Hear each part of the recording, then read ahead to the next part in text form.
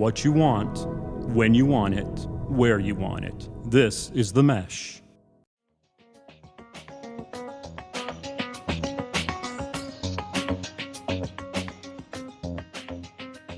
Welcome to the Entrepreneur Exchange on the Mesh Podcast Network, a monthly conversation about startups and small business with ideas, tools, and advice to operate your business more effectively. My name is Jeff Neuville. I'm director of the Small Business Center at Catawba Valley Community College in Hickory, North Carolina, and your co-host. I'm joined by my co-host, Gary Muller, who is Dean of the School of Workforce Productivity and the Arts at Catawba Valley Community College. Gary, how's it going today? Jeff, love being here and looking forward to today's podcast. Things are going well. We're dealing with the challenges that happen day to day with the pandemic, but I feel like we're working hard and making progress each day. Well, I know that you and I working at our local community college, we're trying to find the right balance between taking care of our students and protecting our students and making sure we're doing it in a safe way. And I know that you're spending a lot of time doing that as businesses in our community are facing those same challenges. So glad that you're looking safe and healthy here on our Zoom account today. Feel good and actually very proud of our faculty and staff and students that have worked hard to come back and complete their spring classes in the safest and most positive environment. They've really reacted well and done everything we've asked them to do, from wearing masks to letting them have their temperature taken, asking questions. I think we're doing really well, but it's because our students and faculty have reacted well. I think that we live in a microcosm of what's going on out in our community, in our state, and throughout the country. And we have a sort of a special edition of our Entrepreneur Exchange today, because on today's show we're very pleased that our guest is Thomas Stith, who is District Director of the North Carolina District Small Business Administration. Director Stith, welcome to the Entrepreneur Exchange. Well, Jeff, I'm pleased to join you this morning, and Gary, thank you as well. Glad to participate, and want to say thank you for what you're doing through the Entrepreneurship Exchange there at Catawba Valley Community College. These type of sessions are very important to our small businesses, and I just commend you for the work that you're doing in your area. Well, we appreciate the kind words. We hope you still feel that way at the end of the podcast. We'll see how things go, though. So may have to edit our remarks by the end of the podcast, right? Only if needed. We try not to do too much editing. We don't want to put too much of a burden on our friends at the Mesh Podcast Network. But anyway, you come to the Small Business Administration with a really varied and solid business background. You founded your own company, the Michael Thomas Group. You've worked in I guess with Rivermont Capital, trying to connect people to investments and development opportunities. And you've also had background in government, in that you were a city councilman in Durham. I guess you're from Durham, is that correct? I am. I'm a proud Durham native, proud North Carolinian. But yeah, born and raised in Durham, North Carolina. And I hope that you weren't too much tainted to be a Duke University fan or anything like that, since I'm an alumnus of Chapel Hill. Well, look, we are allies. I'm a big Chapel Hill fan. I'm a North Carolina Central grad, but big Chapel Hill fan. But I have a certain affinity to Duke. My oldest daughter graduated, so it makes very interesting conversation during basketball season. We understand. Well, Duke's a great school. And our associate attended Wake Forest University, so he tries to ignore basketball season most of the time. We don't have a basketball program right now. We cheer for the other schools. Gary and I also have an affinity because my middle daughter is currently attending Wake Forest. So I have all my ACC bases covered, and my youngest is out at East Carolina. So I'm well balanced throughout the state. Yeah, my youngest daughter's at NC State, so we've got them all covered now. Well, I don't envy you in that it sounds like you're making quite the economic impact for the state coffers as well if you're putting 3 of your kids through school at the same time. Well, I tell you, my wife and I say that every day. We're doing our part for North Carolina's economy when tuition comes due. I assume that when you joined the Small Business Administration, none of us really anticipated some of the challenges that we would be facing with the pandemic. Is there anything in your work experience that sort of prepared you for what you've had to face here with what's going on in the state of North Carolina? Yeah, this pandemic is certainly a challenge for all of us. I've been in situations where you're in a crisis mode. One of the opportunities I had is serving as chief of staff to the governor of North Carolina. And unfortunately, we had Hurricane Matthew hit, and I chaired the recovery committee for Hurricane Matthew, which devastated the eastern part of our state.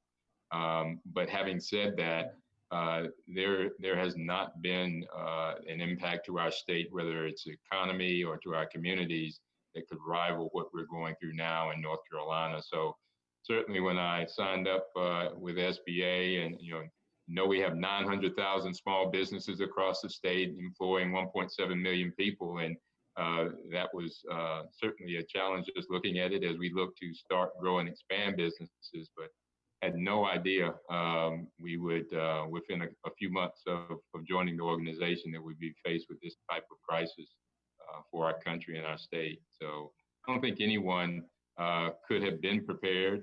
You certainly have experiences, but this is new for all of us. Well, I think that the support that the federal government and the SBA have provided have had a real positive impact. And there are some programs out there that got started pretty quickly to support small businesses and try to continue to provide cash flowing to businesses. And one of the big ones, which has been really well received by everybody, has been the Paycheck Protection Program, which we're sitting here in late June, and that program is sort of winding down, at least for the time being.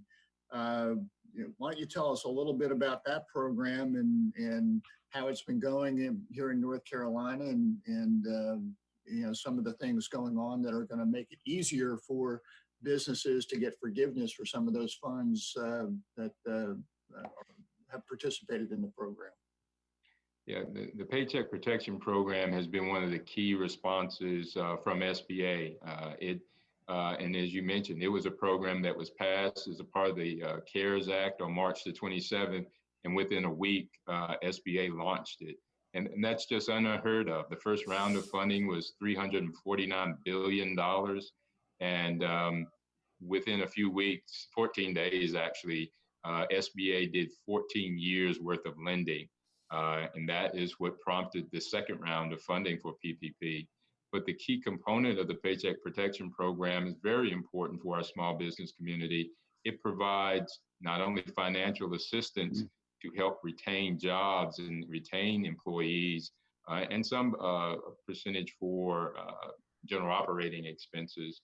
But most importantly, it has a forgivable clause that if funds are dedicated now at least 60% toward payroll, 40% toward other allowable expenses, that will qualify for forgiveness. And in many cases, that could be the entire loan or a large percentage of the loan. So here in North Carolina, what that has translated into with both rounds of funding is over $12 billion of financial assistance, reaching over 116,000 small businesses in the state. So it has been a key component of recovery. We're continuing to recover. And I would just say, we're looking at a June 30th timeline for at least this round to end.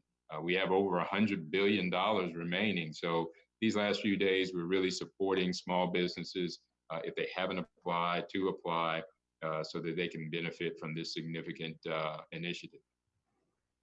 Well, and I think there have been some really positive adjustments that you and the government have made as this program has gone on. When when the second round of funding came through, I think that the number of lenders that could participate in it expanded to include some of the fintech companies and some of the community lenders. And as you said, the forgiveness component's also been modified a bit that make it even easier for small businesses to get that forgiveness piece of it. There have, and there have been adjustments throughout the implementation. First and foremost, we wanted to ensure as an agency that all small businesses had access to funds. So in the second round of funding, there was a $60 billion allocation to smaller asset size financial institutions. The thought there was that they would be more engaged with the smaller businesses, and nonprofits are eligible as well. And then on June the 5th, there was a passage of the Paycheck Protection Program Flexibility Act. And so this extended the time period that funds could be expended from 8 weeks to 24 weeks. And we call it the cover period for review of full forgiveness. There also was the ability to change the percentage, 60-40 now, payroll costs and other allowable expenses versus 75 payroll costs and 25% for expenses. And also a longer term for those funds that may not be forgiven, extended to 5 years. And all of these adjustments came directly from the small business community and SBA listening as we implemented this initiative to provide flexibility, to provide access to smaller community-based lenders, fintech organizations, as you mentioned, with the goal of making a more distributed opportunity for small businesses. And we are seeing that. The average loan size now is down to $110,000. The first round, it was well over $200,000. And Jeff, as you mentioned, the amount of lenders participating in this program is well over 5,000 lenders now across the country. So we've seen just a good response and benefit from this initiative. I know that there recently have come out with some adjustments to the form and the process for actually securing the forgiveness that seem to make it somewhat easier for sole proprietors or some of the Schedule C type businesses as well. So it looks like that's sort of out there as well, and don't know if there might be a future adjustments to that to make it easier. Yeah, we used to joke early on, it's like building the airplane while you're literally flying, and we're still experiencing that as well. And with the forgiveness component, that application, because of the Flexibility Act, was greatly streamlined. There will be additional guidance coming forth now that the period has expanded, because several businesses were coming up on that 8-week threshold, but now they have the opportunity to go to 24 weeks if they desire. So there will be continued guidance to help simplify the forgiveness process, because the goal is to make these loans available and to incentivize businesses to maintain their employees. So we want them to utilize the forgiveness clause so it does provide that financial benefit that is intended from the act. So now Gary and I talked to local businesses about some of this stuff. So while we have you on our podcast, I'm going to make sure that I'm not giving out bad advice here, in that the forgiveness element for the PPP loan is really specific to payroll and some very specific overhead costs, rent, utilities, and associated costs like that. If for some reason a business is not able to have all of that loan forgiven, it rolls into, is it a 1% interest loan? The balance would roll into a 1% interest loan, which is pretty darn cheap money. Yeah, that's hard to find. And you're correct, it's 1% interest. And if it's a loan that was executed before June the 5th, that the balance would be a 2-year term at 1%. After June 5th, those loans are automatically 5 years. Any difference in forgiveness, 5 years and 1% interest. Now, those earlier loans, if the lender and borrower agree together, for an extension to 5 years, they can do that as well. But you're correct. 1% interest on a balance at either 2 to 5 years is certainly extremely competitive. Or I assume the borrower has the option of if they have, or if they're unable to get all of the forgiveness, they could just repay the balance at the end of the forgiveness period and not have to worry about any additional fees if they so chose. Correct. There's not a penalty for early payment of the loan, so that could be an option as well. And you make a good point. Depending on the business, they have to assess what's best for them strategically. So what we found is give general advice, but the final decision is in the hands of the small business. Well, and I just like to, people ask me about it, say, you're not going to get much better deal than 1%. When I borrow money from Gary, it's like 15%. He's always threatening to break my kneecaps. So yeah. Gary, I have to keep my eye on Gary. I took him as a good guy, but I see he has a little side hustle we need to be aware of here. He often wears black. I'm not too tough, actually. Well, I think the PPP has really been a pillar in supporting the business community during this period of time. The other major program that SBA has been involved with has been the EIDL, or Economic Impact Disaster Loan, which had some bumps in the road when it got started, but that's also been reopened for businesses, and that to me, that's also a pretty good opportunity at pretty darn reasonable interest rates. And can you sort of help us distinguish what that is and where businesses might consider using the EIDL piece of it? Sure. And actually, the Economic Injury Disaster Loan was the first response from SBA to COVID-19. North Carolina, as I mentioned earlier, unfortunately, we're experienced with natural disasters, whether it's a hurricane in our eastern part of the state, fires in our western part of the state, or storms throughout the Piedmont. And so on March the 18th, North Carolina received full declaration from SBA Administrator Jovita Carranza declaring the entire state a disaster. And that made small businesses and nonprofit, gave them the ability to apply. And this loan, in contrast to the Paycheck Protection Program loan, is a direct loan from SBA. So there's an online portal that small businesses can apply to for economic injury disaster loan. And these loans are designed to help with general operating expenses.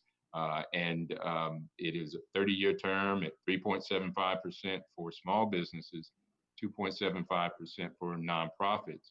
But one of the key components that came a part of the March 27th CARES Act was an emergency advance.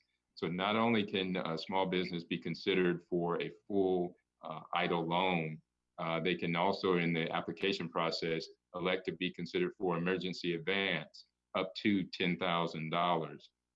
And the rule of thumb is $1,000 per employee up to $10,000. And it's a grant. It's not a loan. So businesses receive that if approved early in the EIDL review process. Again, the program was launched on March the 18th. And candidly, we had just overwhelming response. And you did have some bumps in the road, and we're still paving some of those streets now. But you have seen over $2 billion, almost $3 billion to around 44,000 businesses here in North Carolina through the EIDL, full EIDL loan. The advance, there's well over $300 million to a little over 90,000 businesses in the state. So while it has been a program that was just significantly utilized initially, we're starting to see the results again between the advance and the full EIDL loan, over $3 billion to small businesses in the state. And it is ongoing. There was a pause just because of the demand and limited funds. It received another round of funding. It reopened initially for agriculture concerns. They were approved to participate. And then within the last couple of weeks, the portal to SBA is opened again for all small businesses and new applications. If you've already applied, there's no need to reapply. And so that is an ongoing initiative. And we encourage businesses to take a look at that. While it's the idle, the loan itself is just that, a loan, very competitive terms. And again, the potential for an emergency advance grant is beneficial as well. If someone has applied and received a PPP loan, you know, and they're out there a month from now, are they still are they eligible to apply for the idle loan at that point in time? Very good question. And one component of that we've been wrestling with here lately, but you are able to, as a small business, to apply and receive both. You just, as a small business, you cannot use the proceeds for the same use. So an idle is really, well, the PPP is really designed to utilize for payroll or incentivize because of the forgiveness clause to use for payroll. But you can also, with the idle, the recommendation is to use it for other costs and other operating expenses. The issue that some businesses have to also factor in, if they receive both and they also receive the advance, the amount of the advance at forgiveness on the PPP is deducted because they're utilized for payroll, or the intent is. So while you are eligible for both, you just cannot use the proceeds for the same use. And strategically for small businesses, as you mentioned, as we're going through a phased reopening, you may have a business that received a PPP, have not fully reopened or not been able to, clearly even if they reopen, it's at a reduced capacity. If you look at a restaurant or some of our other service industries, then an idle may be something to consider as well from a strategic point of view. And as far as the idle loan goes, are there restrictions on what those funds can be used for? Can they be used for working capital and you know, or are there things that they shouldn't be used for? Yeah, those are the general operating expenses, working capital. Also, as mentioned, it can be used for payroll, but you have to ensure that you don't have a duplication of uses if you have a PPP as well. Other general operating expenses would be utility costs, rent and lease payments. So the idle is designed to provide the much needed general operating expense coverage for a small business. If Gary and I wanted to do like an entrepreneur exchange strategic planning meeting in the Bahamas, would something like that be okay, or would that not? I tell you, you and Gary, you started off nice guys, but some of these strategy issues you have between the loan sharking and these offshore jaunts, Well, that's I would how we not fund our recommend. trips to the Bahamas. Exactly, and that's my favorite place. So I'm tempted to say sure, but just make sure you invite me as an advisor. All right. Counseling. Yeah, but I would caution, my official response would be, I would caution against offshore trips. It is your basic pre-existing operating expense, such as payroll and accounts payable, those type things. I think Bahamian jaunts would be frowned upon by the Inspector General's office. All right, fair. Rightly so, Jeff. Okay, all right. Cancel that. I guess we're going to have to go to Valdez again, Gary. There you go. That might be better. About 10 miles down the road will be good. But we'll keep it in state. So, Director Stith, are there other, SBA traditionally has a lot of other loan programs, from the 7A program and 504 loans. I mean, how have there been adjustments to those programs to support businesses during this period of time as well? That's a very good point, Jeff. And one initiative that was passed along with the CARES Act is the debt relief program. And what that does for existing small businesses that have a 7A loan, which is a general operating type loan, that's a traditional SBA a product that is made through the lender but guaranteed by SBA, or a 504, which is typically for machinery and equipment or capital purchases, the debt relief initiative will provide 6 months worth of principal and interest payments paid by SBA. Therefore, the existing small business loan holder has a 6-month window where they're not required to pay principal and interest on their loan. So that has been, we've seen small businesses, existing SBA loan holders take advantage of that.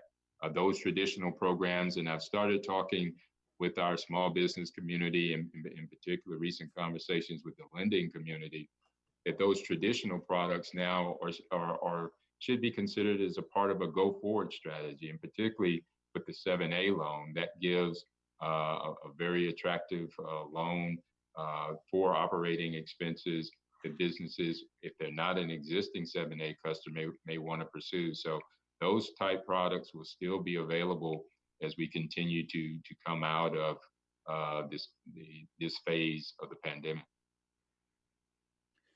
It's always seemed to me that one of the biggest misconceptions from people out there about the SBA is that the SBA is really not a lender, I guess, from, with the exception of the economic injury piece of it, which, we hope are unusual situations, but it's not like someone it's not like you've got like a magical bucket of money under your desk that you're handing out to people for SBA loans. Yeah, and it's funny you mentioned that. I have a few people, when I was first appointed in September of last year, they say, well, great, I'll come by and just pick up my check knowing that you're going to arrive. And I said, well, you're coming to the wrong place.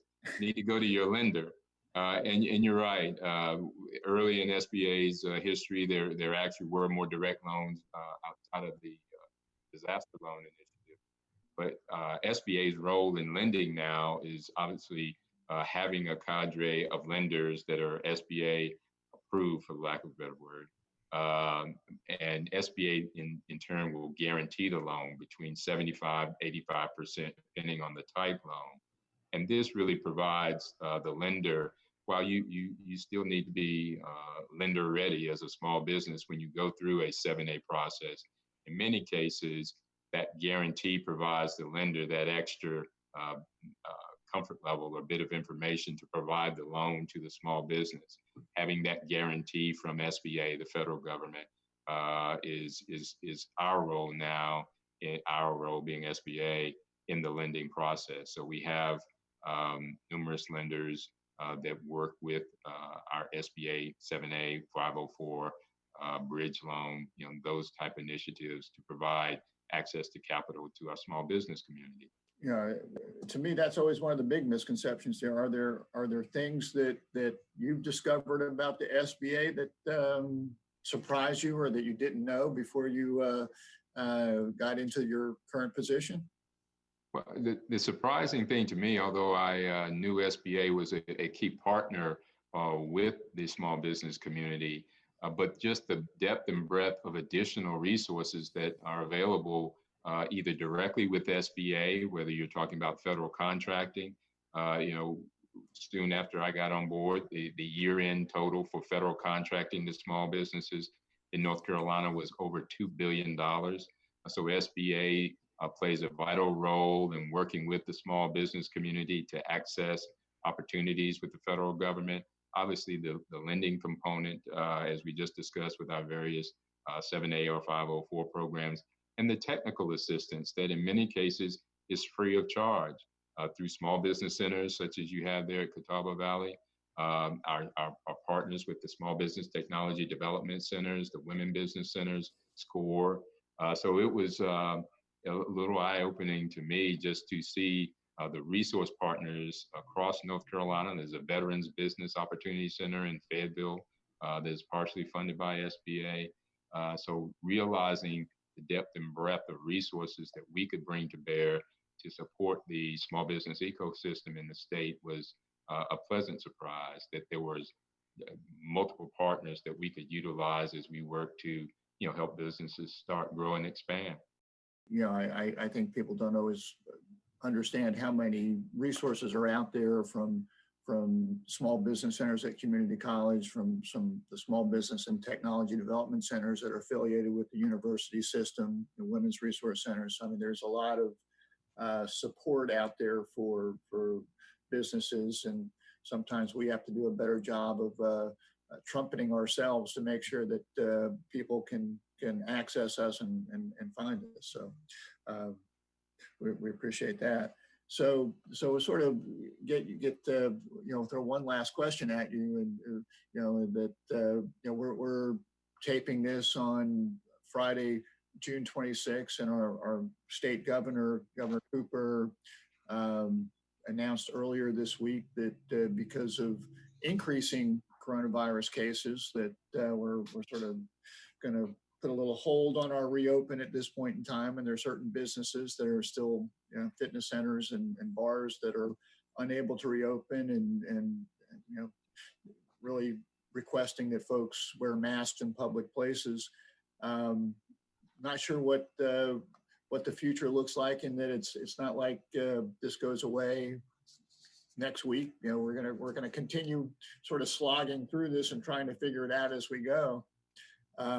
You have any sense of whether there's additional support coming down the pipeline? I know the EIDL is going to be out there, and I think particularly once that PPP window closes, I think we'll probably be talking to a lot of our small businesses about that as an option. But your crystal ball have anything that it sees that might be coming down to support businesses beyond that?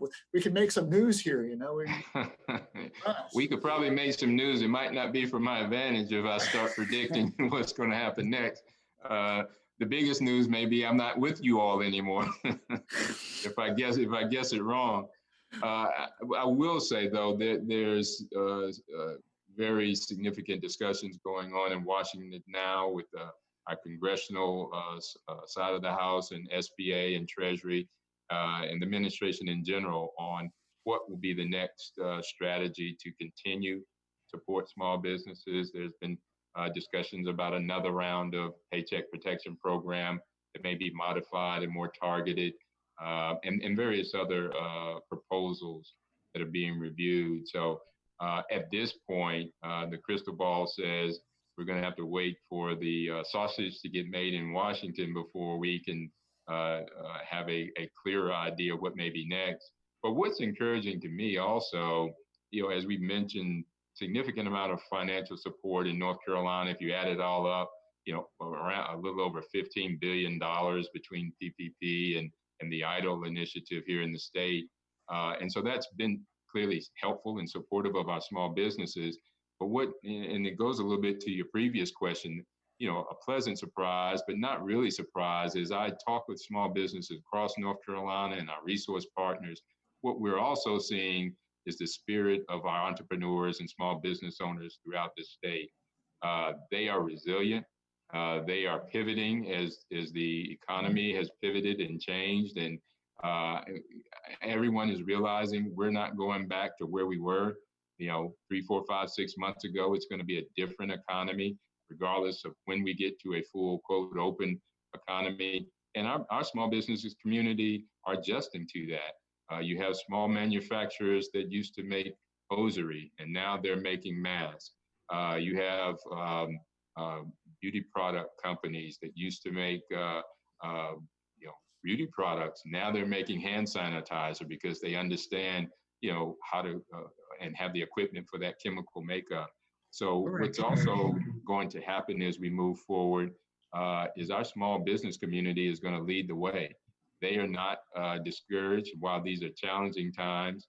They're showing the spirit of entrepreneurship and small business ownership that I believe really distinguishes North Carolina. And that's going to be a critical part of what's next, just the vibrancy and resiliency of our small business community. We've been a benefactor of that from masks and hand sanitizers at the college when we were really grasping for getting those supplies so we could open up our classes. It was our small businesses that helped come to the table to make masks for us and sanitizers. So we can speak firsthand that exactly what you're talking about. Yeah, great. That's well, Director Stith, we appreciate you joining us today, and we thank you for the leadership that you've shown. I've seen you participate in some stuff with our Downtown Development Association here in Hickory, and working with our Small Business Center network. Know that you've been working hard throughout this whole process, and we do appreciate you spending time with us, and appreciate your leadership as you've gone through this. When we have our guests on, we sort of like to also do a little bit of a fun lightning round. Are you fun, quick for us? You may have scared him with your first couple of comments. No. I think I'm getting ready to have a connection problem. What'd you say? Just if we lose you, we'll lose you. But we'll try not to get you. Yeah, you avoided the whole Duke question so artfully. I think you'll do fine. So Okay. So we're going to give you some quick questions, and you give us your gut reaction. I think I can almost predict the answer to your first question, to my first All right. question. So here's the first question. When you take your first post-pandemic vacation, where will you go? You're exactly right. The Bahamas, where we're going to have our retreat. There we go. We have to plan for the next phase. Okay, you're going to hold off on the Valdez, and when we go to the Bahamas, we should call you. Right. Yeah, we're gonna do post planning in the Bahamas. Okay. All right. Sounds Fair like a enough. good plan. What is your favorite quarantine comfort food? Oh my goodness. I guess Tostillo chips. That Whatever gets you explains the through. extra 12 to 15 pounds I've gained. I've been eating chips. What's your preference? Steve Jobs, Bill Gates, or Jeff Bezos? Wow, Steve Jobs. I guess I would have to go with Bezos. From logistics, he's got it going on, that's for sure. Yeah. Do you have any shelter-in-place TV or movie streaming recommendations? I did just watch, let's see, what would I recommend? One that I've just started watching. I don't want to recommend that one. Look, what was the question? I think I'm having connection problems. All right, we're not going to let you go R-rated on us and get you in trouble here. So our last question is, if you could have one superpower, what would it be? Oh, if I could have one superpower. I think just to continuing to enhance my strength and stamina. My reward is service. And if you kind of look at my career, while I've been both in public and private sector, it has focused on serving the communities that I'm engaged with or the state. So to get a little more strength and stamina to continue to provide service to North Carolina, that's my reward. And I think we all have a calling. And I've had that discussion with my daughters here lately as they look at their career and what path they want to choose in life. But I think we're blessed with certain callings, and for me, it's service. So to have the strength to continue this journey and look back and be able to say, I made a difference and helped people. Well, that's the sort of answer that we would expect from someone that can say nice things about Duke, Chapel Hill, Wake Forest, and all the above. So you survived our lightning round very, very well. Congratulations. So that's the best answer we've ever had for that question. Yes. Seriously, that was a wonderful answer. So we always like to wind up our podcast by highlighting some small businesses that we've come across in our travels. Director Stith, any you're welcome to throw one out there, or don't want to put you on the spot, but any small businesses, I know you deal with so many of them. Anything that you want to highlight? Yeah, I will just highlight our small businesses, period. As I say, as I engage with our owners and entrepreneurs from the coast to the mountains, I am just in awe of their resiliency, their commitment to not quit, and it is just refreshing. And that's a part of what keeps me going, and keeps my superpower, well charged, is just knowing that they're looking at ways to continue their business, and in many cases, it's not obviously we all need to earn a living, and me in particular with 3 daughters. Well, one is out and on her own, but 2 still in college. So I understand it's an economic question, but for these small businesses, it's also a community question because they're employing the folks that live in our neighborhoods. They're located in our neighborhoods. So it's a community issue as well. And just as I engage and see how they are not quitting, they're looking for strategies to continue to grow and expand their companies. I just tip my hat to our small business community in general. Well, if folks want to connect to the Small Business Administration for support, for resources, where should they be looking? I would first, you have 2 choices. Certainly I'm partial to the North Carolina District Office. And so that's sba.gov/NC, sba.gov/NC. The national website for SBA is even shorter, sba.gov, sba.gov. So either site provides very critical information, and just encourage folks to utilize SBA. It's a valuable resource. We have tremendous partners in the market. As I mentioned, the work you're doing there at Catawba Valley Community College is a part of the ecosystem SBA tries to be a part of and is a part of. So I would just have folks either check with the district office or our national office. Super. Well, thank you so much. And I know Gary and I have a couple of small businesses that we're going to share. So Gary, what's your small business this month? Well, thanks, Jeff. My small business for the month is Burton Farms General Store in Conover, North Carolina. It opened in March of 2019, and it is Catawba County's first and only certified road farm market. I didn't know we even certified farm markets, but I learned that in my little research. It's owned by Jonathan and Lisa Burton from Vail, who run the store as well as their own farm. They sell food that you would expect: fresh produce, local meats, jams, jellies, ham cakes, although I'm not sure what that is, but some really good things. I was actually there yesterday, and like I said, it's just what I would expect, but it's even much, much more. When you walk into the store, it looks and feels like an old-time general store, and very clean and feels very healthy when I walk in there, which is a little bit unusual for me because I'm always eating candy and drinking Cokes. But it was good for me to go through it. They also have a gift section, along with the foods and gifts. They carry fertilizer, lime, mulch. It's kind of like a little Walmart, but it looks a little bit more fun to walk through. They have products from the Amish country in Ohio. In the spring, they bring out in-season plants and flowers. And they also, which is on their front yard, lots of yard decorations, from pink pigs to zebras. That's why I'm bringing this up for you, Jeff, so you can be thinking about 6-foot roosters, even a 8-foot pink flamingo. So if you need that for your yard, I mean, tons of them, not just a few, lots of them. The front yard catches your eyes as you go by. They've got folks that come from all across North Carolina to participate in their activities and see the different things they're putting out on the front yard. They also have Easter egg hunts. They bring in specialty food trucks and even wine tasting. I get to notice this because I drive by it every day going to CVCC and then, of course, coming home.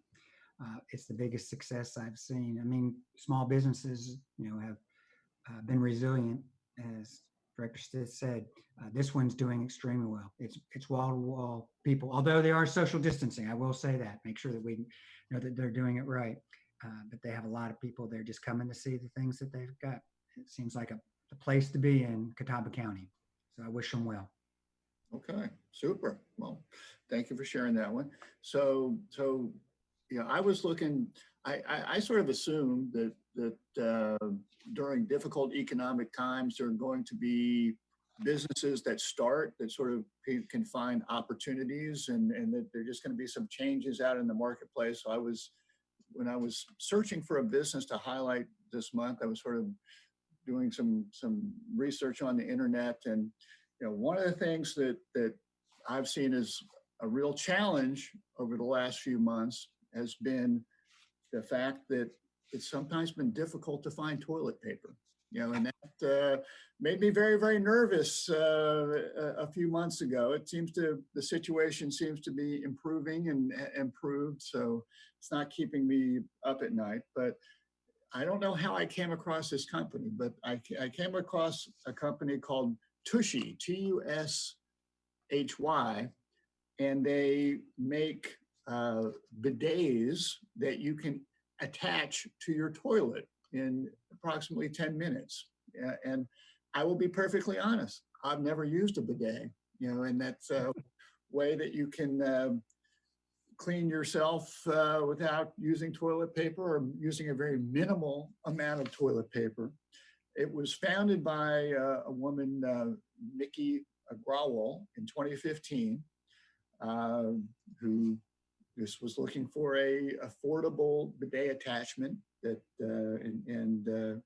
she, after making a trip overseas to India, she really became committed to it, and she actually has created a corporate give back program that provides one family in India with access to clean community toilets by partnering with a company there as she sells her products. She has a classic model that you can install in your own toilet in 10 minutes. It fits all standard toilets, doesn't require electricity or plumbing, just unscrew the toilet seat, put their Tushy on, connect it to water, you're done, $89. They have other products such as premium product that brings warm water into the mix in case that's something that you would prefer. An ottoman for proper foot placement while you're doing your business. They also have a mobile product, which I really don't even think I want to know much about that one. But anyway, it's just sort of an interesting business that, if you're concerned about not being able to get toilet paper, something you might want to consider as you go forward. So you can check them out at hellotushy.com. So that's pretty amazing, Jeff. Your research staff is amazing in the things that they can find. I'm just glad that you and the community college will pay for my research staff to do this important work that they're doing. So thank you very much for that. So if any of our listeners, if you've got suggestions for our small business of the month, you can email them to us at eexchange@themesh.tv. And if we use your suggestion, you'll get an Entrepreneur Exchange prize pack. So will Tushy be a sponsor for next month's podcast? What's that, Tushy? Yeah. I don't know. They'll probably get the Entrepreneur Exchange bounce, which many of the businesses we highlight get, and I suspect Director Stith is going to get hopefully a lot of positive comments from being with us today as well. So hopefully he'll still be gainfully employed next month as well. We're hopeful. Anyway. Director Stith, we really want to thank you for joining us today on the Entrepreneur Exchange. It's been a pleasure. And thank you so much. No, well, it was certainly my pleasure. Jeff and Gary, I'm glad to join you today. The discussion was certainly timely, and welcome the opportunity to come back at any point. As long as I'm able, we'll see how the the response goes. Well, we appreciate your work, and we hope that you will continue to do that. We want to thank you. We want to thank the Mesh Podcast Network for hosting it. You should go to themesh.tv and check out all the cool podcasts that they've got out there. We'll be back next month. We want everyone to get out there, wear your mask, stay socially distant, but we'll keep moving forward, and we'll look forward to talking to you again next month on the Entrepreneur Exchange. Take care. Take care. Be safe.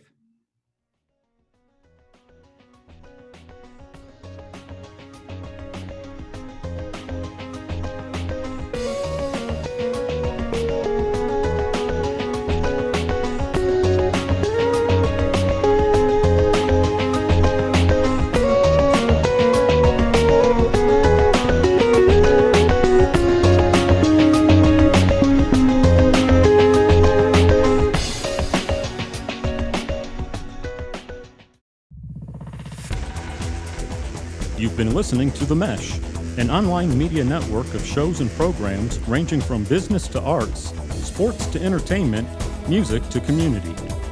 All programs are available on the website as well as through iTunes and YouTube. Check us out online at themesh.tv. Discover other network shows and give us feedback on what you just heard.